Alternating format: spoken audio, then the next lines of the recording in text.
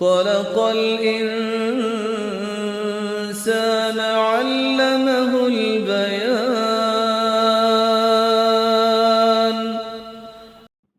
نحمده ونصلي على رسوله الكريم، أما بعد، فأعوذ بالله من الشيطان الرجيم. بسم الله الرحمن الرحيم.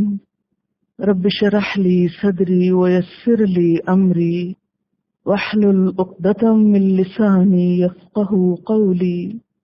ترجمہ: ان الدین، بے شک دین، عند اللہ، اللہ کے نزدیک، الاسلام، اسلام ہے،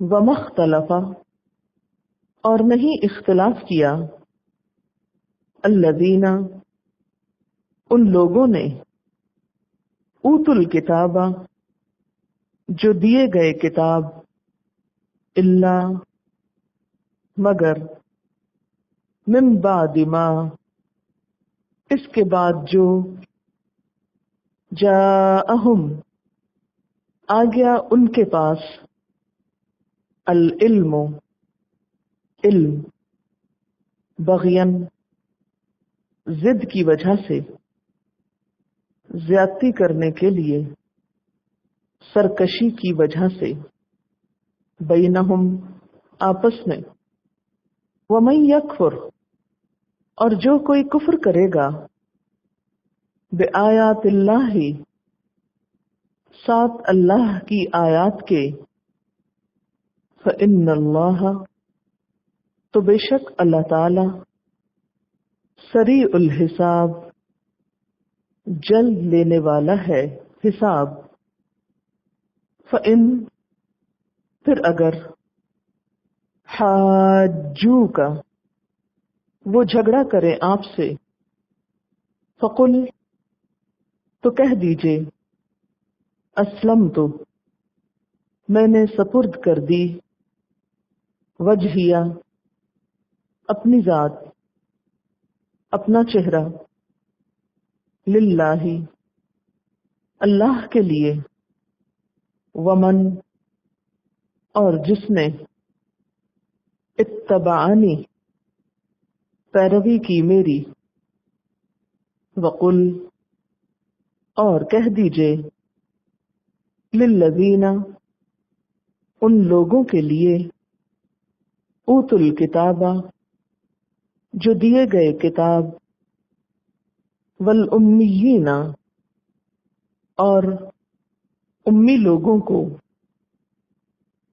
ااسلمتم، کیا سپرد کیا تم نے، اسلام لائے تم، فإن، پھر اگر، اسلموا، وہ اسلام لے آئیں، سپرد کر دیں، فقد، پس تحقیق، اہتدوا، وہ ہدایت پا گئے، وإن، اور اگر، تولوا، وہ منہ موڑ جائیں، فإنما، تو بے شک، علیک، آپ کے ذمہ، البلاغ، پہنچا دینا ہے، واللہ، اور اللہ، بصیر، دیکھنے والا ہے، بالعباد، بندوں کو، ان الذین، بے شک وہ لوگ، یکفرون، جو کفر کرتے ہیں، بآیات اللہ،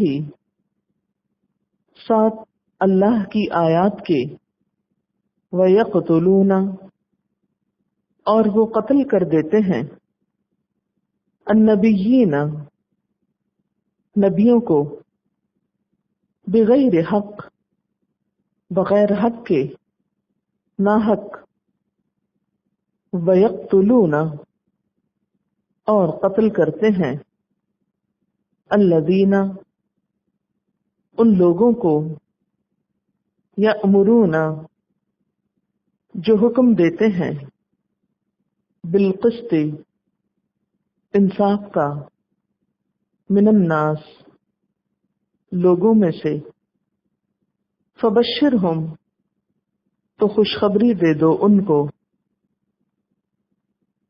بعذاب عذاب کی، علیم دردناک، اولئک الذین یہی وہ لوگ ہیں، حبطت ضائع ہو گئے، اعمالہم اعمال ان کے، فی الدنیا دنیا میں، والآخرہ اور آخرت میں، وما لہم اور نہیں ان کے لیے، من ناصرین مددگاروں میں سے، بریکٹ میں کوئی مددگار. بس. تفسیر ان الدین عند اللہ الاسلام، ایسے ہی رب نے ہمارے لیے ایک دین بھیجا جس کا نام اسلام ہے. ان الدین عند اللہ الاسلام، اور یہ دین بھی اعتدال پر قائم ہے، یعنی پوری کائنات میں اور اس دین میں ایک ہم آہنگی ہے. جیسے ستارے سیارے اللہ کی اطاعت کر رہے ہیں، اپنے آپ کو اللہ کے حوالے کیے ہوئے ہیں، بالکل اسی طرح اللہ تعالیٰ نے بندوں کے لیے ایک طریقہ زندگی مقرر کیا ہے جس کے مطابق بندوں کو اپنے آپ کو اللہ کے حوالے کرنا ہے، اور یہی دین انسان کے لیے پسندیدہ ہے. ان الدین عند اللہ الاسلام، اور دین کا لفظ دانا یدینوں سے ہے، اس کا یہ مصدر ہے، دال یہ نون اس کا روٹ ہے، جس کا معنی اطاعت بھی ہوتا ہے، شریعت بھی ہوتا ہے، ملت بھی ہوتا ہے، ادیان اس کی جمع ہے. تو الاسلام دراصل کیا ہے؟ مخلوق کے لیے اللہ کا مقرر کردہ ضابطہ، طریقہ. تو اللہ تعالیٰ کے نزدیک وہ ضابطہ، وہ طریقہ جو پسندیدہ ہے، وہ کیا ہے؟ الاسلام، اسلام ہے، جس کا معنی کیا ہے کہ انسان اپنے آپ کو اللہ کے حوالے کر دے اور غیر مشروط اطاعت کرے. غیر مشروط کا کیا معنی ہے؟ انکنڈیشنل، یعنی کنڈیشنل نہ ہو کہ میرا یہ کام ہوگا تو میں اللہ کی مانوں گی، اگر میری مرضی نہیں ہے تو میں اللہ کی مرضی بھی نہیں مانتی، یہ نہیں، ہر حال میں اللہ کی اطاعت ہو. پھر آپ دیکھیں کہ اسلام وہ طریقہ زندگی ہے جو اللہ تعالیٰ نے حضرت آدم علیہ السلام کے زمانے سے لے کر نبی صلی اللہ علیہ وسلم تک تمام انبیاء کو دیا. یعنی نبی صلی اللہ علیہ وسلم کوئی نیا دین نہیں لائے تھے، اسی کی کنٹینویشن ہے، کیونکہ اللہ کے نزدیک تو طریقہ زندگی ایک ہی ہے، اور وہ ابتدائی انسانیت سے لوگوں کو دے دیا گیا تھا. یہ الگ بات ہے کہ ہر دور کی ضرورت کے مطابق لوگوں کو احکامات دیے گئے. ان الدین عند اللہ الاسلام. ایک اور جگہ پر آتا ہے وَمَن يَبْتَغِ غَيْرَ الْإِسْلَامِ دِينًا فَلَن يُقْبَلَ مِنْهُ، جو اسلام کے علاوہ کوئی اور دین چاہے گا وہ اس سے ہرگز قبول نہ کیا جائے گا. وَهُوَ فِي الْآخِرَةِ مِنَ الْخَاسِرِينَ، اور وہ آخرت میں نقصان اٹھانے والوں میں سے ہوگا. اسی لیے نبی صلی اللہ علیہ وسلم نے فرمایا، قسم ہے اس ذات کی جس کے ہاتھ میں میری جان ہے، جو یہودی یا نصرانی مجھ پر ایمان لائے بغیر فوت ہو گیا وہ جہنم میں جائے گا. کیونکہ قرآن پاک میں کیا آتا ہے؟ وہ آخرت میں خسارہ پانے والوں میں سے ہوگا. آپ صلی اللہ علیہ وسلم نے یہ بھی فرمایا، بعثت الی الاحمر والاسود، میں سرخ و سیاہ سب کی طرف بھیجا گیا ہوں، یعنی ہر نسل کے لیے ہوں، ہر رنگ اور ہر طرح کے لوگوں کے لیے بھیجا گیا ہوں. آپ صلی اللہ علیہ وسلم نے اسی لیے جزیرت العرب میں لوگوں کو اسلام پہنچانے کے بعد آس پاس کے تمام بادشاہوں کو بھی خط لکھے تھے، اور انہیں کیا لکھا تھا؟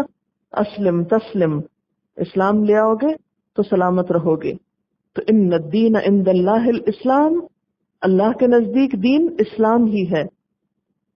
لیکن لوگوں نے کیا کیا ہر دور میں؟ اس اصل دین میں اختلاف کیا. وَمَا اخْتَلَفَ الَّذِينَ أُوتُوا الْكِتَابَ، اور نہیں اختلاف کیا اہل کتاب نے. اہل کتاب کون ہے؟ یہود و نصارہ. یہ بھی دراصل کون تھے؟ مسلمان ہی تھے، لیکن انہوں نے کیا کیا؟ اصل دین میں اختلاف کر لیا. کیوں؟ کب؟ الا من بعد ما جاءہم العلم، اس کے بعد کہ ان کے پاس العلم آ گیا. دین کے حقائق آ گئے، پھر انہوں نے اختلاف کیا. وجہ کیا تھی ان کے اختلاف کی؟ بغیم بینہم، آپس کی ضد. اور یہاں اختلاف سے مراد یا تو اہل کتاب کا باہم اختلاف ہے یا پھر دوسروں سے. مثلا یہود میں بھی آپ دیکھیں بے شمار فرقے ہیں، نصارہ میں بھی بے شمار فرقے ہیں، تو وہ آپس میں جھگڑتے بھی رہتے ہیں، ان کی مذہبی جنگیں بھی ہوئی ہیں. اسی طرح مسلمانوں کے بھی آپ دیکھیں بے شمار فرقے ہیں، اور بسا اوقات کیا ہوتا ہے، یہود نصارہ سے، نصارہ مسلمانوں سے، مسلمان یہود سے آپس میں اختلاف کرتے ہیں. فرمایا اللہ نے تو ان سب کے لیے ایک ہی دین بھیجا تھا، جو حضرت آدم علیہ السلام سے لے کر اب تک سب کے لیے ایک ہی ضابطہ حیات ہے.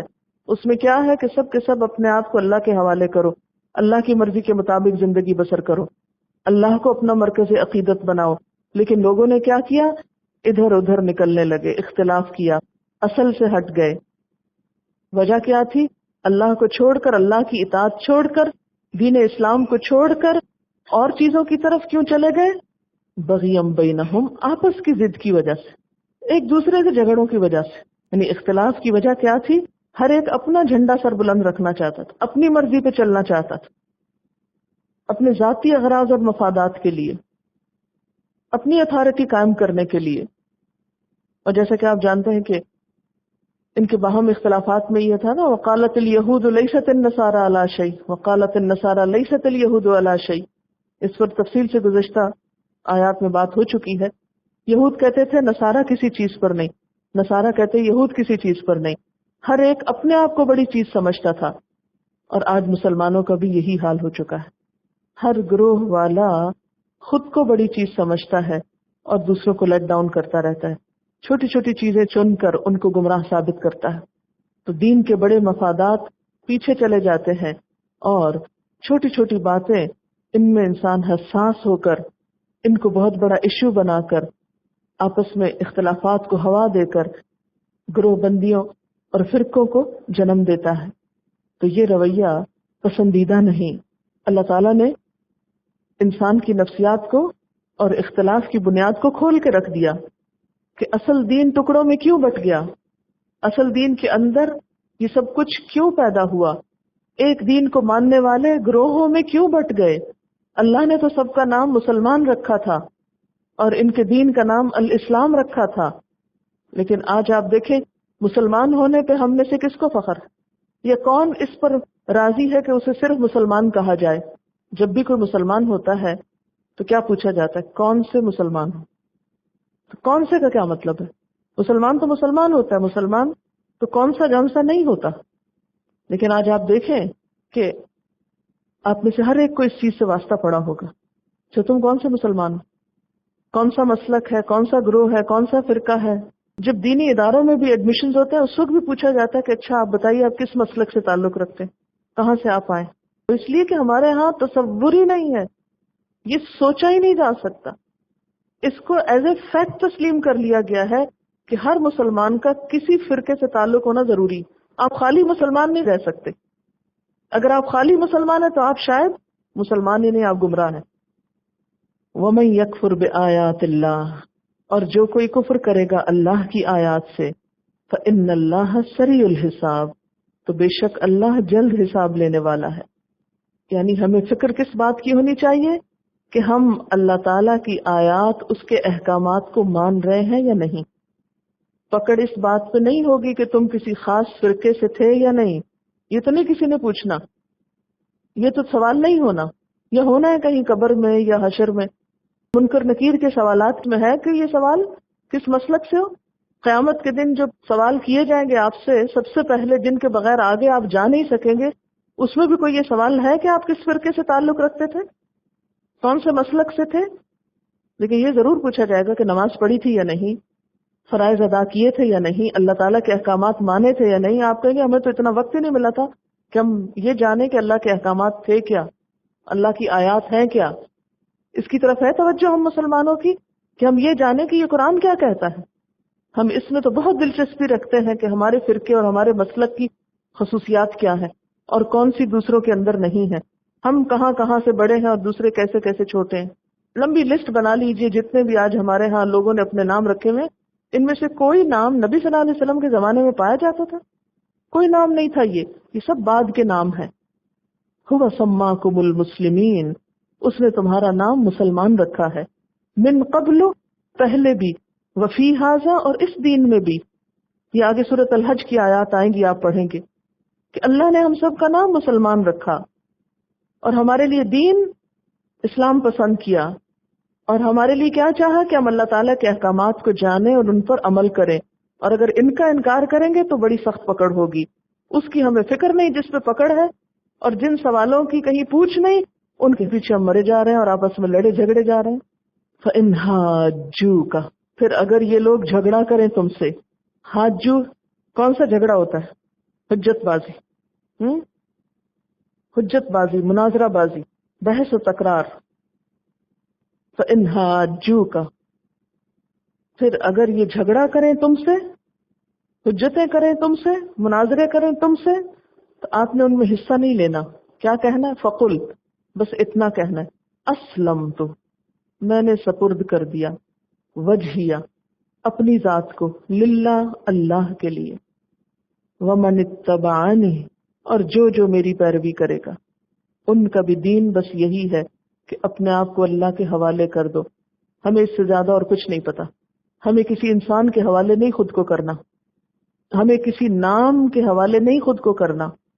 ہمیں کیا کرنا ہے؟ اللہ کے حوالے خود کو کرنا، اللہ کا وفادار بننا ہے، اس سے خود کو جوڑنا ہے. ہماری نسبت اس سے، ہماری رضا اور ہماری منزل وہ ہے، یعنی ہمارے لیے مقصد زندگی کیا؟ اس کی رضا پانا.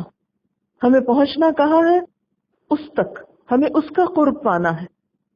ہم بندوں کی نظروں میں بڑے بن رہے ہیں، ہم کچھ انسانوں کے ناموں کو اونچا کرنے کے لیے دنیا میں آئے ہیں، یا کچھ مدرسوں کے نام اونچے کرنے کے لیے ہم دنیا میں آئے ہیں. نہیں، یہ زندگی کا مقصد نہیں ہے. ہم سب کی نیت یہاں آنے کے لیے کیا ہونی چاہیے؟ اللہ کی رضا. کسی انسان کو خوش کرنے کے لیے نہیں آ رہے آپ یہاں، اور اگر ہے تو نکال دیجئے دل سے.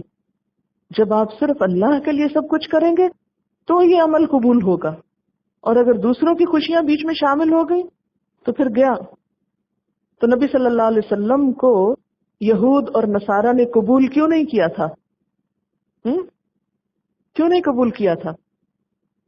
اس لیے کہ یہود کہتے تھے آپ یہود میں سے نہیں ہیں، نصارہ کہتے تھے آپ نصارہ میں سے نہیں ہیں. اس لیے ہم آپ کو نہیں مانتے، اس لیے ہم آپ کی باتوں کو نہیں قبول کرتے. تو نبی صلی اللہ علیہ وسلم سے کیا فرمایا کہ اگر یہ لوگ، یعنی یہ یہود و نصارہ جنہوں نے اپنے فرقہ وارانہ نام رکھے ہوئے ہیں، یہ آپ سے جھگڑا کریں تو آپ ان کے جھگڑوں میں نہ، ان سے بحث نہ کریں. اس میں ہم سب کے لیے بھی ایک بہت بڑی نصیحت ہے کہ جو لوگ مسلک کی باتوں اور فرقوں کی باتوں پہ آپ سے جھگڑا کریں تو ان کو ایک ہی جواب دیجئے کہ مجھے کسی کا کچھ پتہ نہیں، اسلمت وجہی للہ، میں تو اللہ والی ہو گئی ہوں، میں نے تو اپنا آپ اللہ کے حوالے کر دیا ہے، مجھے کسی انسان سے کوئی غرض نہیں، میں صرف اللہ کے لیے جاتی ہوں اور اللہ کی کتاب پڑھتی ہوں، میرا اس سے زیادہ کوئی کنسرن نہیں ہے، کسی کو خوش کرنے کو نہیں جاتی. اور پھر چونکہ نبی صلی اللہ علیہ وسلم کی اتباع کرنا تھی اور لوگوں کو، تو آپ کے فالوورز کے لیے بھی یہی رکھا گیا. کوئی فرقے کا نام نہیں بتایا گیا. کیا فرمایا؟ سب کیا کرو، آپ اور آپ کے فالوورز، اسلمت وجہی للہ، بس صرف اسلام قبول کر لو، اللہ والے بن جاؤ. وقل للذین اوتوا الکتاب، اور کہہ دیجئے ان لوگوں کو جو کتاب دیے گئے، والامیین، اور امی لوگوں کو. امی دراصل اہل عرب ہیں، پیچھے بھی امیین کا لفظ آپ پڑھ چکے ہیں، جس سے مراد کیا تھا؟ غیر اہل کتاب. یہ اہل کتاب کے مقابلے میں مشرکین عرب کے لیے یہ ٹرم بولی جاتی ہے. اسلمتم، کیا تم اسلام قبول کرتے ہو؟ ان سے کہہ دیجئے کہ کیا تم مسلمان ہونا چاہتے ہو؟ فإن اسلموا، پھر اگر وہ مسلمان ہو جائیں، اگر وہ اطاعت قبول کر لیں، فقد اہتدوا، تو وہ ہدایت پا گئے، پھر گمراہ نہیں رہے. لیکن آج ہم ہر اس بندے کو گمراہ سمجھتے ہیں جو کسی مسلک میں نہ ہو، حالانکہ اللہ تعالیٰ ہدایت کا معیار کیا بتا رہے ہیں؟ فإن اسلموا، کافی ہے بس کسی کا مسلمان ہونا. وإن تولوا، اور اگر وہ منہ موڑ جائے، یعنی وہ اپنے ہی فرقوں پہ قائم رہنا چاہے، کیونکہ اہل کتاب سب چیزیں مانتے تھے نا سوائے حضور صلی اللہ علیہ وسلم کے. فرمایا کہ اگر وہ صرف اپنے ہی نبیوں کو مانے اور آپ کی اطاعت نہ کرے اور اللہ کا حکم اس معاملے میں نہ مانے فإنما علیک البلاغ، تو آپ کا کام بس پہنچا دینا ہے، آپ حق پہنچا دیں. واللہ بصیر بالعباد، اور اللہ بندوں کو دیکھ رہا ہے. یہ اب یہاں دھمکی ہے نا ایک طرح سے. واللہ بصیر بالعباد، اور اللہ بندوں کو دیکھنے والا ہے. کون کس کے لیے بھاگ دوڑ کر رہا ہے، کس کی بھاگ دوڑ اللہ کے لیے ہے اور کس کی بندوں کے لیے. لیکن ان یہود و نصارہ نے کیا کیا؟ ان الذین یکفرون بآیات اللہ، بے شک وہ لوگ جو اللہ کی آیات کا انکار کرتے ہیں. وَيَقْتُلُونَ النَّبِيِّينَ بِغَيْرِ حق، اور نبیوں کو ناحق قتل کرتے ہیں. یعنی ویسے وہ اپنے یہودی ہونے پہ بڑا فخر کرتے تھے کہ ہم اللہ کے بیٹے ہیں، ہم چنے ہوئے ہیں، ہم چوزن پیپل ہیں، ہم سب سے اچھے ہیں. ان کو اسی نسبت پہ بڑا فخر تھا. اور ان کے کام کرتوت کیا تھے؟ اتنے بڑے بڑے جرم کرتے تھے کہ یقتلون النبیین بغیر حق، نبیوں کو ناحق قتل کرتے تھے. اور کس کو قتل کرتے؟ وَيَقْتُلُونَ الَّذِينَ يَأْمُرُونَ بِالْقِسْطِ، اور ان کو قتل کرتے جو لوگوں میں انصاف کا حکم دیتے، جو لوگوں کے اندر حق اور بھلائی کی بات کرتے، ان کو بھی مار دیتے تھے. فَبَشِّرْهُمْ بِعَذَابٍ أَلِيمٍ، ان کو عذاب علیم کی بشارت دے دو. نبی صلی اللہ علیہ وسلم نے فرمایا بنو اسرائیل نے 43 نبیوں کو 43 نبیوں کو دن کے اول حصے میں ایک ساتھ میں قتل کر دیا، نہیں اکٹھا ہی مار دیا. پھر کیا ہوا کہ جب نیک لوگوں نے اس پر احتجاج کیا کہ یہ بہت بڑا ظلم ہوا ہے، تو بنی اسرائیل کے 170 ایماندار لوگ جو انہیں روکنے کے لیے کھڑے ہوئے انہیں بھی مار دیا. یہ تھا ان کے اخلاقی زوال کا حال کہ جو بندہ اٹھے خیر اور حق اور بھلائی کی بات کرے، اللہ کی بات کرے، بس اس کی گردن اڑا دو. ان کو کوئی نیکی کا حکم نہ دے، ان کے اندر کوئی خیر اور بھلائی اور اچھائی کی بات نہ کرے. کیوں؟ اصل جھگڑا کس چیز کا تھا؟ وہی مفادات پہ زد پڑنے کا کہ ہماری کرسی جائے گی، ہماری سرداری جائے گی، ہماری چدراہٹ جائے گی. لہٰذا کوئی بھی خواہ وہ نبی ہو، خواہ وہ نیکی کا کوئی حکم دینے والا ہو، اٹھے تو بس اس کی گردن اڑا دو، ختم کر دو اس کو. اور اس کی ایک بڑی مثال کیا ہے کہ حضرت عیسیٰ علیہ السلام کو انہوں نے کیا کیا تھا؟ حکومت وقت کے ساتھ مل کر سولی چڑھانے کی کوشش کی تھی. یہ کرنے والے کون تھے؟ یہود تھے، یہود کے علماء تھے. ایک اور روایت میں آتا ہے کہ انبیاء کو قتل کرنے کا کام بنو اسرائیل اپنی حکومت کے ذریعے سر انجام دیا کرتے، اور ان انبیاء کو قتل کرنے کا سبب وہی تھا جو قرآن نے واضح الفاظ میں بتا دیا کہ انبیاء کی اطاعت سے ان کا اقتدار خطرے میں پڑتا تھا. لہذا انہوں نے اپنی دنیا بچانے کے لیے انبیاء کو قتل کر ڈالا. حضرت ابو ہریرہ فرماتے ہیں کہ ایک دفعہ نبی صلی اللہ علیہ وسلم نے ہمیں بہت سی احادیث سنائی.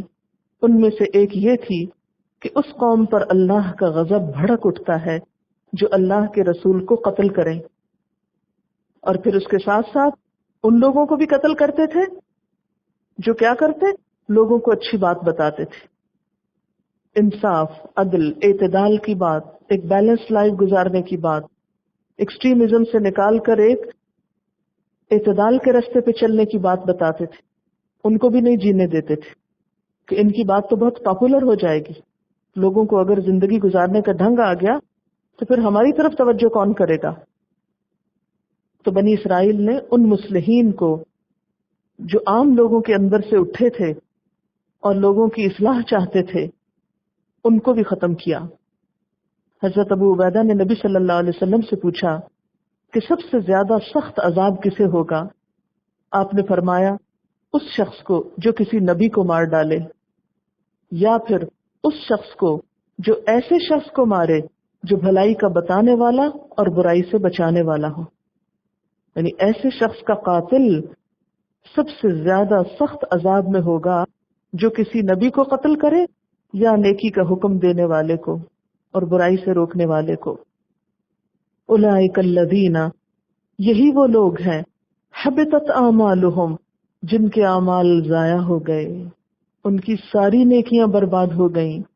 فی الدنیا والآخرہ، دنیا میں بھی اور آخرت میں بھی، وما لہم من ناصرین، اور ان کا کوئی مددگار نہ ہوگا۔ دنیا میں کیسے ضائع ہو گئی؟ ظاہر ہے کہ جس نے اللہ کے نبی کو مارا اس کا تو ایمان ہی گیا۔ یاد رکھیے کہ بعض برے اعمال نیک اعمال کو ضائع کر دیتے ہیں، جیسے قرآن پاک کی آیت ہے نا کہ ان الحسنات یذہبن السیئات، نیکیاں برائیوں کو مٹاتی ہیں، اسی طرح بعض برائیاں نیکیوں کو کھا جاتی ہیں۔ تو نیک عمل کب ضائع ہوتے ہیں؟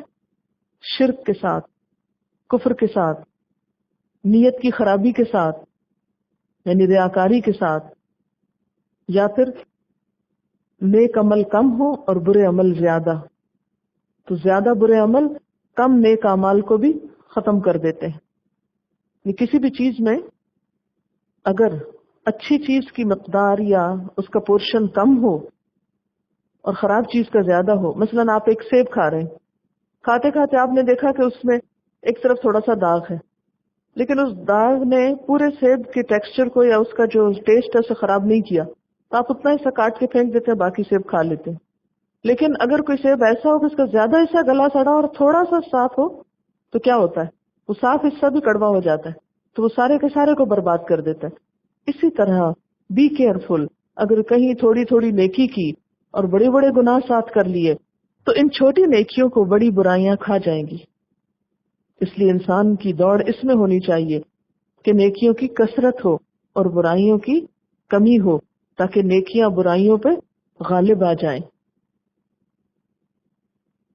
کچھ اعمال ایسے ہیں کہ جو انسان کے نیک اعمال کو برباد کر دیتے ہیں اور انسان کو نیکی کی بجائے برائی کی طرف لے جاتے ہیں۔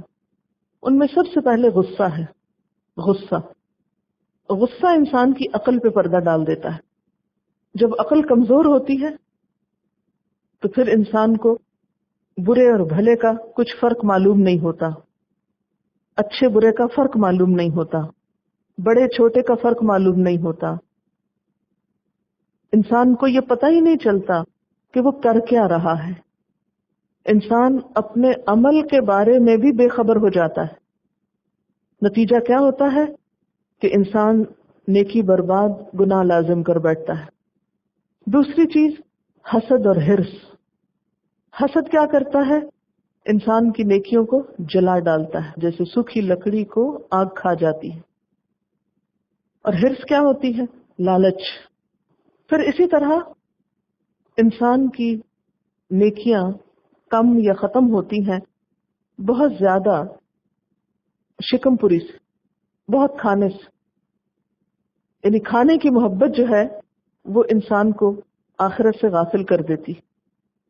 کچھ وقت سوچنے میں کہ کیا کھائیں اور کیا پکائیں، کچھ وقت پکانے میں، پھر کچھ وقت کھانے میں، اور کچھ کھا کر پھر اس کے بعد سو جانے میں۔ اور اس میں بھی انسان کے نیک عمل کا وقت کم ہو جاتا ہے، کیونکہ بسا اوقات زیادہ کھانے کی وجہ سے بیماریاں لاحق ہو جاتی ہیں۔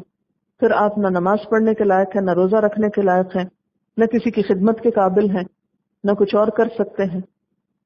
پھر اسی طرح جلد بازی جو ہے یہ بھی انسان کے لیے بہت نقصان دہ ہے۔ حدیث میں آتا نا العجلۃ من الشیطان، یہ شیطان کی طرف سے ہوتی۔